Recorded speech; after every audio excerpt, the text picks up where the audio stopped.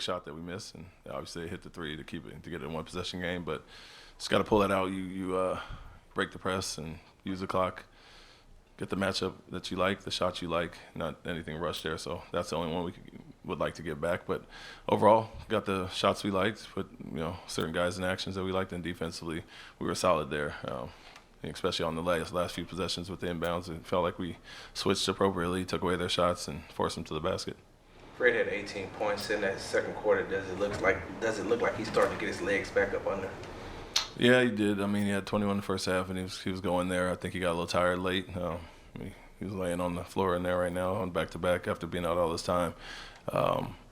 And that's due to the offensive output that he had going, but also chasing around Kobe White. He did a great job on him. He's been averaging 33 over his last 5-6 games, and held him to 23 on 21 shots tonight. So kudos to Fred, making him work there, but yeah, wore him down a little bit. Legs overall were good, but he'll need this day off that we're getting. In terms of the play calling, like in the fourth quarter, do you lean more on guys like Fred, especially with the playoffs coming up, or do you have set plays that you want to go to, like in the last few minutes of games?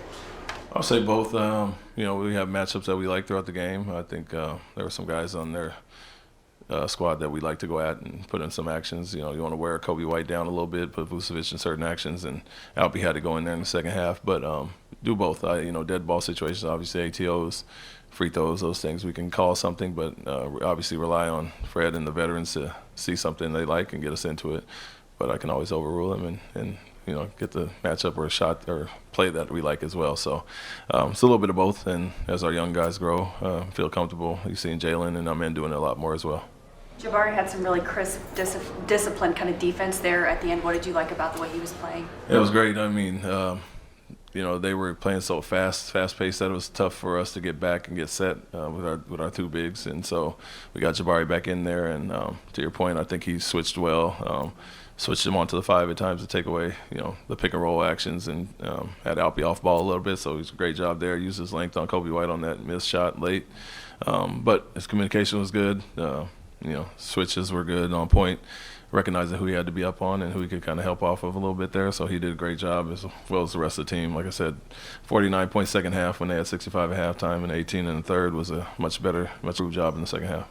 We actually this earlier in the season, and you talked about you could see it coming between the 1-2 punch between Alpi and Jalen, and as the season has gone on, and what they were able to even do on tonight. Matter of fact, I think Alpi has 3 double-doubles in the last 4 games, and Jalen has been able to score consistently.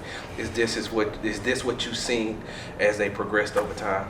Yeah, it's not a your turn, my turn thing. It's collaborative effort, obviously, not just between them, the rest of the team as well, but they are our leading scorers for a reason, have that skill set to take advantage of a lot of things. And although Alpi had a slow first half, what we didn't want it to do was affect every other area of his game, and we got him going in the second half. He's had some really good games against Chicago, and so he picked up more, right there in the second half, and we needed it.